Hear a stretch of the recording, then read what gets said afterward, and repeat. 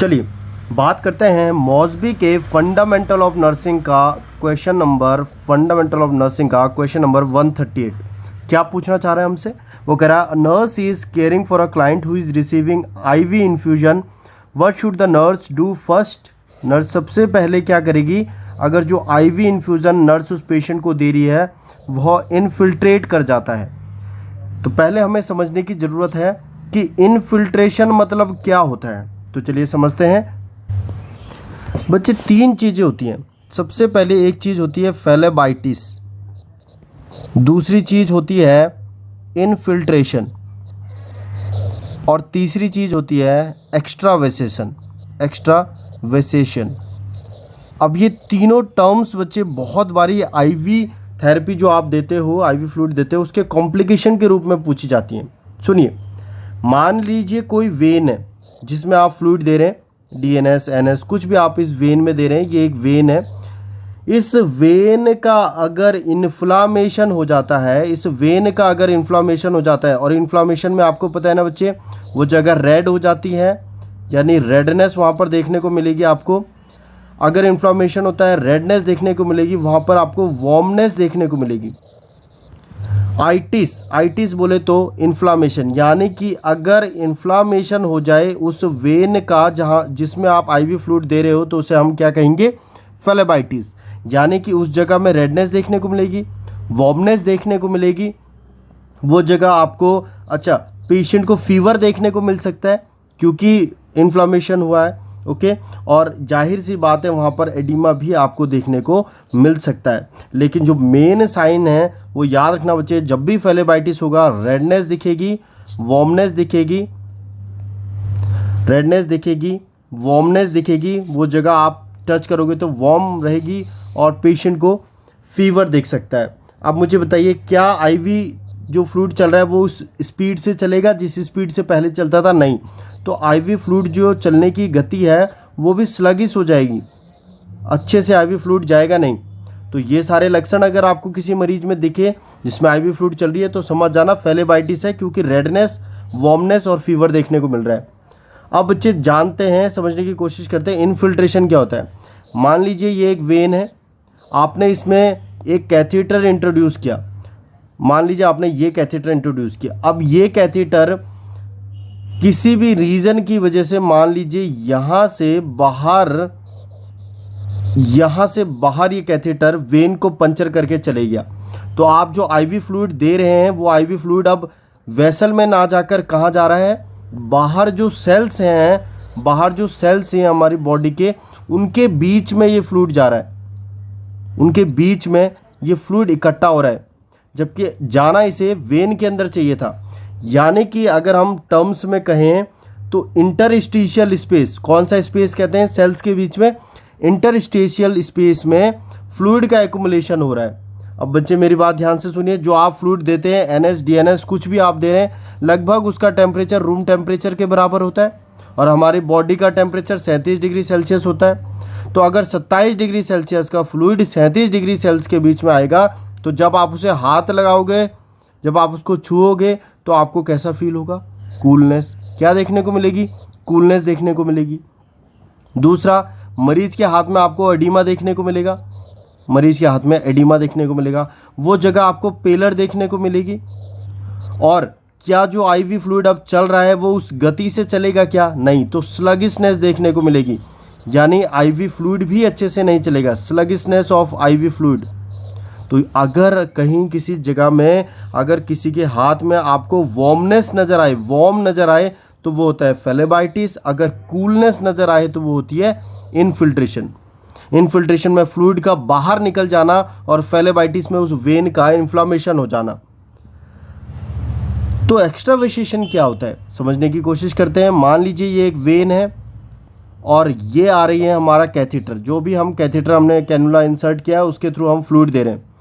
मान लीजिए ये कैथेटर फिर से क्या कर जाए, पंचर करके बाहर चले जाए वेन के, और ये फ्लूइड फिर से क्या करने लग जाए, जो बाहर सेल्स हैं उनके बीच का जो स्पेस है, इंटरस्टिशियल स्पेस, उसमें एक्युमुलेट होने लग जाए। तो ये तो सेम बात हुई सर, यही चीज़ आपने इनफिल्ट्रेशन में बताई थी। तो एक्स्ट्रावेसेशन में क्या डिफरेंस है?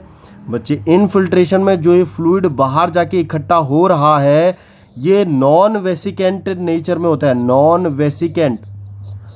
वेसिकेंट यानी ये जो फ्लूइड है वो बाहर जाके ये जो हेल्दी सेल्स हैं इनको इंजरी नहीं करेगा। नॉन वेसिकेंट यानी इंजरी नहीं करते हैं।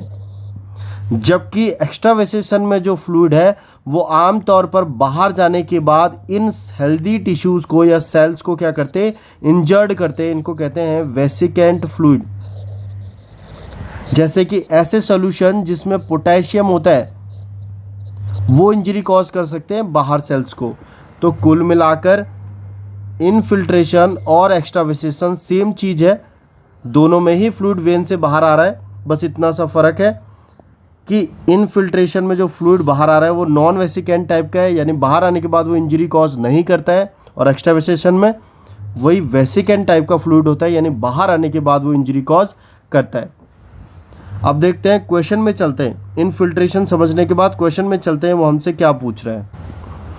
इसने कहा था कि अगर इनफिल्ट्रेट हो रहा है तो सबसे पहला काम क्या होगा, एलिवेट करें। जी हाँ, एलिवेट कर सकते हैं, लेकिन सबसे पहला काम नहीं होगा। Discontinue the IV infusion, attempt to flush the tubing, apply a warm moist compress. तो याद रखना बच्चे, जब भी आप जानते हैं कि वेन के बाहर फ्लूइड अब इकट्ठा होने लगा है इंटरस्टिशियल स्पेस में, तो सबसे पहले आईवी फ्लूइड को स्टॉप करो। इसलिए आंसर जाएगा डिसकंटिन्यू द इन्फ्यूजन। आप जानते हैं कि उस जगह पे एडिमा ज़्यादा हो सकता है अगर आप फ्लूइड चलने देंगे, उस जगह पे पेन हो सकता है, इसीलिए सबसे पहले तो आईवी फ्लूइड को स्टॉप करो, डिसकंटिन्यू द इन्फ्यूजन। चलिए आगे बढ़ें। अब इस क्वेश्चन नंबर 137 में बताइए बच्चे, ये कह रहा है क्या साइन एंड सिम्टम आएंगे जो नर्स देखेगी, आइडेंटिफाई करेगी अगर किसी पेशेंट में आईवी फ्लूइड इनफिल्ट्रेट कर जाता है। तो मैंने अभी आपको फिल्ट्रेशन के बताए ना, इनफिल्ट्रेशन के लक्षण देखिए, कूलनेस दिखेगी, एडिमा दिखेगा, पेलर दिखेगा, और आईवी फ्लूइड डिमिनिश्ड हो जाएगा या स्लगिशनेस, क्योंकि बहुत धीरे धीरे चलेगा। अब देखते हैं वहाँ ऑप्शन में हमसे क्या पूछ। पहला ऑप्शन है हीट। क्या आपको हीट नज़र आएगी? नहीं बच्चे, हीट किस में नज़र आती है? फेलेबाइटिस में, तो हीट तो गलत है आंसर। क्या पेलर लगेगा वो हैंड? बिल्कुल सही, मैंने आपको बताया वो हाथ आपको पेलर नज़र आएगा, वहाँ पर सूजन नज़र आएगी, एडिमा। क्या आईवी फ्लूइड का जो फ्लो रेट है वो डिक्रीज हो जाएगा? जी हाँ। स्लगिशनेस देखने को मिलेगी। क्या बीपी इंक्रीज होगा? जी नहीं। तो ये तीन इसके आंसर है बच्चे, ध्यान रखना। इनफिल्ट्रेशन के बाद नर्स दिखेगी कि पेलरनेस है, एडिमा है और डिक्रीज फ्लो रेट है। समझ में आया? इनफिल्ट्रेशन। और बच्चे अगर वो फेलेबाइटिस पूछता तो आप बोलते वहाँ पर हीट नज़र आएगी, पेशेंट को फीवर रहेगा, वार्मनेस नज़र आएगी, ओके। और ये सारे लक्षण जो आपको नज़र आएंगे वो किस में आएंगे? फेलेबाइटिस में। चलिए एक बार मैं आपको लक्षण दिखा देता हूँ, ध्यान से देखिए बच्चे। फेलेबाइटिस में क्या बोल रहा है ये? पेन होगा, इंक्रीज स्किन टेम्परेचर और रेडनेस नज़र आएगी। ये बहुत बड़ा क्वेश्चन है कि रेडनेस नज़र आती है। जबकि इनफिल्ट्रेशन में क्या नज़र आती है? एक तो स्किन का टेम्परेचर कम होगा, यानी कूलनेस कहना चाह रहे हैं, decrease skin temperature around the side, pain होगा और एडिमा होगा और पेलर होगा। ये समझा चुका हूँ। एक्स्ट्रावेसेशन, जिसमें ऐसा फ्लूइड बाहर आ रहा था जो बाहर आके सेल्स को क्या कर रहा था? इंजर्ड कर रहा था, तो उसमें आपको स्टिंगिंग नज़र आएगी, बर्निंग सेंसेशन नज़र आएगा, स्वेलिंग नज़र आएगी और रेडनेस नज़र आएगी। अगर वो कह रहा है स्टिंगिंग, बर्निंग, रेडनेस, स्वेलिंग, तो एक्स्ट्रावेसेशन। कूलनेस, पेलर, एडिमा, तो इनफिल्ट्रेशन। और रेडनेस, स्किन का टेम्परेचर इंक्रीज हो जाना, पेन होना, तो फेलेबाइटिस। देख लीजिए इसमें लिखा क्या है बच्चों, एक बार ये भी देख लीजिए आप। यहाँ पर अगर आप गौर से देखेंगे इन तीनों की डेफिनेशन क्या लिखी हुई है। फेलेबाइटिस में लिखा हुआ है इन्फ्लामेशन हो जाना वेन का, इनफिल्ट्रेशन में लिखा हुआ है लीकेज हो जाना इंट्राविनस सॉल्यूशन का बाहर एक्स्ट्रावास्कुलर टिश्यू में, लेकिन वो कैसा होगा? नॉन वेसिकेंट टाइप का। नॉन वेसिकेंट यानी बाहर जाके इंजरी नहीं करेगा। और एक्स्ट्रावेसेशन में क्या लिखा हुआ है? इसमें भी लीकेज हो जाना डिसलॉज की वजह से, लेकिन जो बाहर आएगा वो कैसा होगा? वेसिकेंट टाइप का। ध्यान रखिएगा। इस इमेज में भी आप देख सकते हैं एक्स्ट्रावेसेशन दिखाया हुआ है, जाना चाहिए था ऐसे अंदर, लेकिन पंचर करके उस साइड जा चुका है, तो फ्लूइड वेसल के बाहर इकट्ठा हो रहा है। और एक्स्ट्रावेसेशन लिख रहा है तो वेसिकेंट टाइप का फ्लूइड होगा। ठीक है, ये इमेज भी देख लीजिए लगे हाथों। फेलेबाइटिस में रेडनेस नज़र आ रही है, देखिए बच्चों। एक्स्ट्रावेसेशन में बाहर आके इंजरी कॉज करता है, तो देखिए इंजरी आपको नज़र आ रही होगी। और इनफिल्ट्रेशन में आपको सूजन नज़र आ रही होगी, पेलरनेस नज़र आ रही होगी, अगर आप हाथ लगाएंगे तो आपको कूलनेस नज़र आएगी। चलिए बहुत बढ़िया, आगे बढ़ते। अब इस क्वेश्चन में वो हमसे क्या पूछ रहा है 136 में, ये कह रहा है एक क्लाइंट का आईवी इन्फ्यूज़न इनफिल्ट्रेट कर जाता है, तो नर्स क्या आइडेंटिफाई करेगी मोस्ट लाइकली कॉज, कि सबसे कॉमन कारण क्या हो सकता है इनफिल्ट्रेशन का, यानी वेन से बाहर जो फ्लूइड आ रहा है उसका सबसे कॉमन कारण क्या हो सकता है। जाहिर सी बात है बच्चे, जो आप इसको क्या लगा रहे थे, कैथेटर लगा रहे थे, जो आपने कैथेटर लगाया था वो पंचर होकर बाहर आ गया होगा, या डिसलॉज हो गया होगा, या उसकी अपनी पोजीशन से हिल गया होगा, तभी तो फ्लूइड बाहर आ रहा है। तो देखते हैं फिल्ट्रेशन का सबसे कॉमन कारण यहाँ पर नर्स क्या बताएगी। Excessive height of IV bag, नहीं जी, हाइट से कोई फर्क नहीं पड़ता। Failure to secure the catheter adequately, यही सही उत्तर है। अगर कैथेटर एक जगह पे सिक्योर नहीं रहेगा और वो बाहर जाके पंचर कर देगा तो उसकी वजह से इनफिल्ट्रेशन देखने को मिल सकता है। कंटेमिनेशन नहीं है, इन्फ्यूज़न नहीं है। तो बच्चे 136 का राइट आंसर क्या जाएगा, सेकंड, कैथेटर के डिस्प्लेसमेंट की वजह से टिश्यू बाहर आ सकता है। फेलियर टू सिक्योर कैथेटर, इसलिए कैथेटर को उसी जगह पे सिक्योर करके रखे। बहुत बढ़िया, चलिए आगे बढ़ने की कोशिश करते हैं और देखते हैं नेक्स्ट क्वेश्चन में हमसे क्या पूछ रहा है। तो ये कह रहा है what is the maximum length, सबसे लंबा समय बताइए, कितने लंबे समय तक किसी भी आईवी बैग सोल्यूशन को दिया जा सकता है। अगर किसी मरीज का आपने आईवी बैग सोल्यूशन लगाया हुआ है उसके हाथ में, तो उस आईवी बैग सोल्यूशन को सबसे ज़्यादा कितने घंटों तक दिया जा सकता है। बच्चे याद रखना, जब भी ऐसा पूछे कि कुछ टंगा रखा है, कुछ आईवी फ्लूइड टंगाया हुआ है और या कुछ फ्लूइड बनाया हुआ है, उस फ्लूइड को कितने घंटे तक दे सकते हैं, उत्तर जाता है 24 आवर्स। देखिए इसके ऑप्शंस मैं आपको दिखाता हूँ। इसका ऑप्शंस है कि उस आईवी फ्लूइड जो आपने मान लीजिए किसी को एनएस लगाया है, क्या आप उसको 6 घंटे तक दे सकते हो, 12 घंटे, 18 घंटे, 24 घंटे। आंसर क्या जाएगा, 24 घंटे। यानी अगर किसी को आपने आईवी फ्लूइड लगाया हुआ है तो आप मैक्सिमम 24 घंटे तक उसको वो फ्लूइड दे सकते हो, या हैंग करके उसके साथ में रख सकते हो, उसको दे सकते हो। 24 घंटे के बाद वो नहीं देना है, इन्फेक्शन का रिस्क बढ़ जाता है। दूसरी बात बच्चे, ऐसे ही पूछा जाता है अगर आप ORS बनाओ, ORS कैसे बनाते हो आप, 1 लीटर पानी में आप ORS घोल के बनाते हो। ओरल रिहाइड्रेशन सॉल्ट को जब आप डिज़ोल्व करते हो 1 लीटर पानी में तो ORS बनता है। इस ORS को कई बारी पूछा गया है कितने घंटे के लिए यूज़ करते हैं, 24 घंटे तक यूज़ कर सकते हो, इसके बाद इसको यूज़ नहीं करना है। 24 घंटे के बाद इसको यूज़ नहीं करना है। 24 घंटे से एक और प्रश्न मुझे याद आ रहा है, अगर मैं आपको बताऊं 24 घंटे तक ही अगर आपने पढ़ी होगी गायनी, तो 24 घंटे तक ही ओवम का लाइफ स्पान होता है। ओवम 24 आवर्स तक क्या होता है बच्चे, जीवित रह सकता है। 24 आवर इसका लाइफ स्पान होता है ओवम का। तो ये भी एक 24 आवर से क्वेश्चन है। चलिए एक और 24 आवर से क्वेश्चन बता दूं क्या, तो ध्यान रखिए, अगर बच्चे का जन्म होता है और उसको हेपेटाइटिस बी का वैक्सीन लगना है, तो ये भी बच्चे बोला जाता है कि जन्म के 24 घंटे के अंदर उसको लग जाना चाहिए। बर्थ के 24 घंटे के अंदर उसको हेपेटाइटिस बी का वैक्सीन लग जाना चाहिए बच्चे को। ओवम का लाइफ स्पान भी 24 घंटे का होता है। ORS भी 24 घंटे तक दिया जाता है, और आईवी फ्लूइड भी अगर देना है किसी मरीज को तो ज़्यादा से ज़्यादा 24 घंटे तक दिया जा सकता है।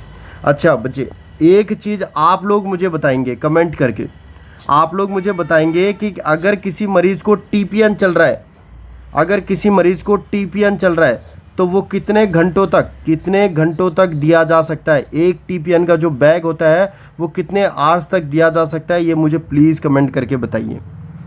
ठीक है, चलिए नेक्स्ट क्वेश्चन की तरफ चलते हैं।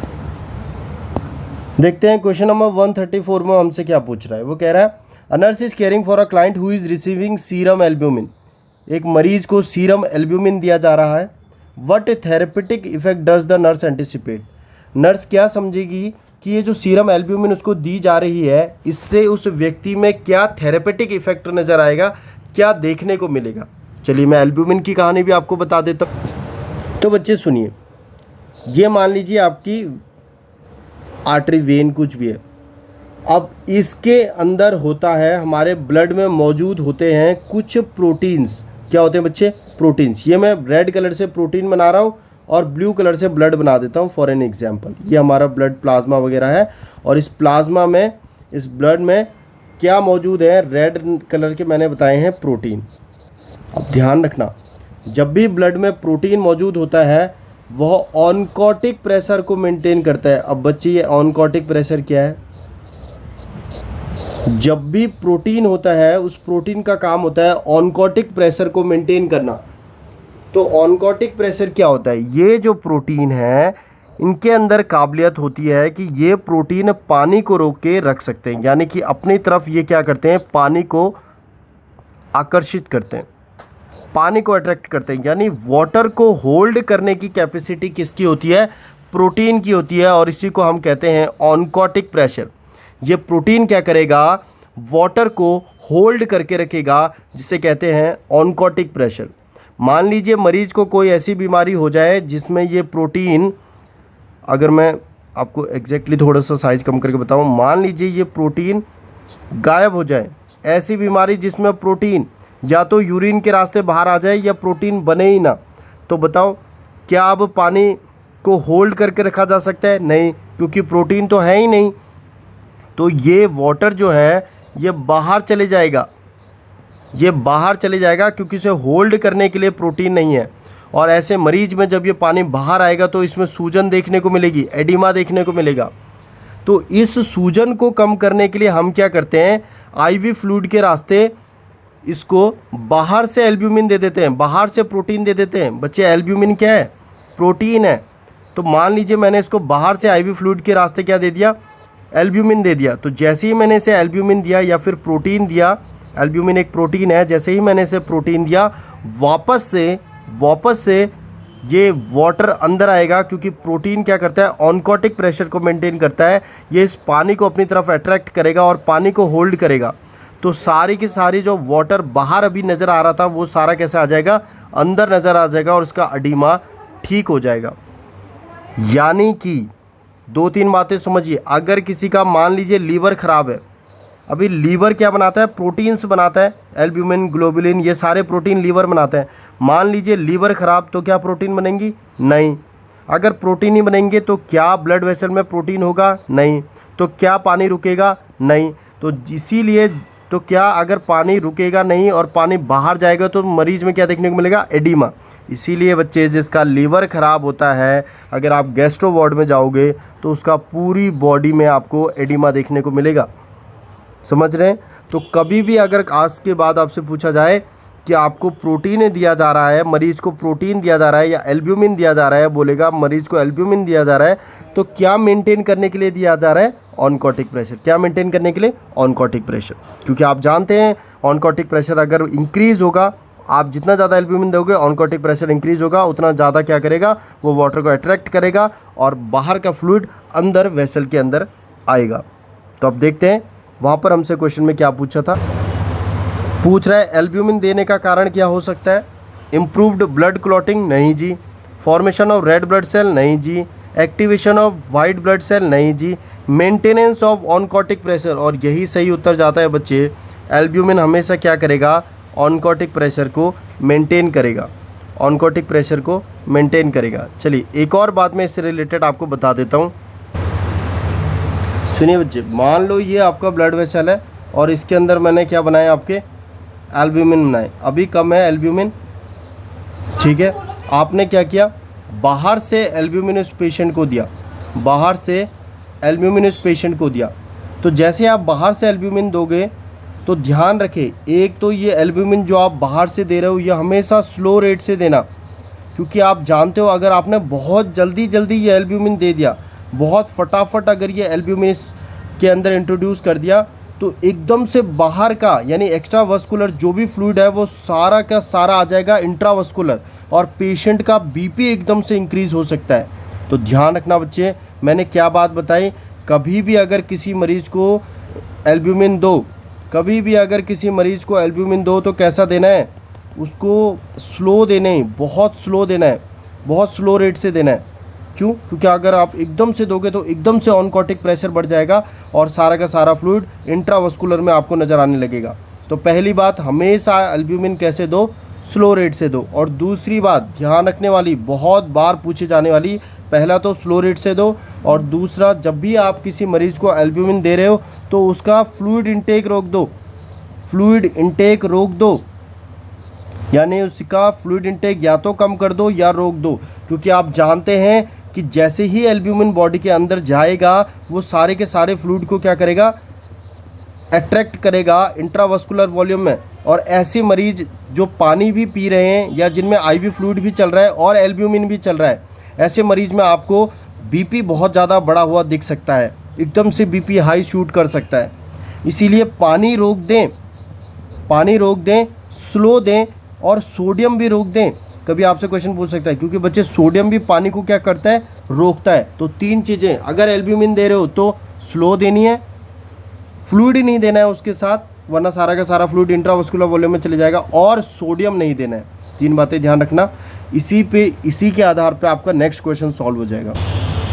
अब ये देखो, ये क्या कह रहा है, a nurse is caring for a client with ascites. एक मरीज है जिसके बाहर एब्डोमिनल कैविटी में बहुत सारा पानी भर चुका है, तो जाहिर सी बात है इसके ब्लड में एल्ब्यूमिन या फिर प्रोटीन कम होंगी, जिसकी वजह से जब प्रोटीन नहीं होंगी तो फ्लूइड बाहर आ गया होगा और बाहर आके बाहर पेरिटोनियल कैविटी में इकट्ठा हो गया होगा, जिसे हम एसाइटिस बोलते हैं। तो कई बार वो पूछ लेता है एसाइटिस का कारण क्या हो सकता है, decrease in oncotic pressure due to decrease in plasma protein. चलिए आगे, तो एक मरीज को एसाइटिस है जिसको एल्ब्यूमिन दिया जा रहा है, जाहिर सी बात है एल्ब्यूमिन क्यों दिया जा रहा होगा, क्योंकि प्लाज्मा प्रोटीन को बढ़ाया जाए और वाटर वापस ताकि कहाँ आ सके, इंट्रावस्कुलर वॉल्यूम में। समझ गए। व्हाट इन्फ्यूजन रेट, किस गति से आप इन्फ्यूज़ करोगे, एंड ओरल फ्लूइड के बारे में क्या मरीज को बताओगे। Nurse expect to have greatest therapeutic effect, ताकि उसको सबसे अच्छा थेरेपेटिक इफेक्ट मिले उसके लिए आप पेशेंट को क्या बताओगे कि फ्लो रेट को कैसे रखना है और ओरल फ्लूइड लेना है या नहीं। तो बताइए, क्या एल्ब्यूमिन को आप बहुत जल्दी देंगे, नहीं, स्लो दिया जाता है। तो देखिए स्लो कहाँ पर है, option first and option second. तो slow IV rate and slow IV rate, उसके साथ एक तो स्लो देना होता है और दूसरा क्या उस मरीज को फ्लूइड दोगे, नहीं, उस मरीज को फ्लूइड भी नहीं दे रहा है, यानी कि slow IV rate and restricted fluid intake इसका सही उत्तर जाएगा बच्चे। एल्ब्यूमिन जब भी दे स्लोली दे और उसके साथ पानी ना दे, उसके साथ पानी ना दे, याद रखिएगा। ये क्वेश्चन यहाँ से सॉल्व होता है। तो चलिए नेक्स्ट क्वेश्चंस जो है वो नेक्स्ट स्लाइड्स में बात करेंगे। अभी तक के लिए इतना ही। प्लीज़ कमेंट करके बताइए कि टीपीएन कितने आवर्स तक दिया जाता है, ये आपको कमेंट करके बताना है। और आपको मुझे प्लाज्मा प्रोटीन के बारे में ये बात भी कमेंट करके बताना है कि मोस्ट अबंडेंट प्लाज्मा प्रोटीन कौन सी है, मोस्ट अबंडेंट प्लाज्मा प्रोटीन हमारी कौन सी है। ठीक है, तो ये 2 बातें आप मुझे प्लीज़ कमेंट करके बताइए। और अगर आपको लेक्चर्स अच्छे लग रहे हैं तो लाइक कीजिए और प्लीज़ इन्हें शेयर कीजिए, because after I will reach 1000 subscriber, जब मेरे 1000 सब्सक्राइबर हो जाएंगे, 1 लाख हो गए, 1000 सब्सक्राइबर के बाद I will give you live classes दी जाएंगी, जिसमें मॉस भी आपको लाइव सॉल्व कराई जाएंगी, आप अपने डाउट्स पूछ सकते हैं। Okay, so please help me for that and do comment whatever I asked to you. Okay, so thank you.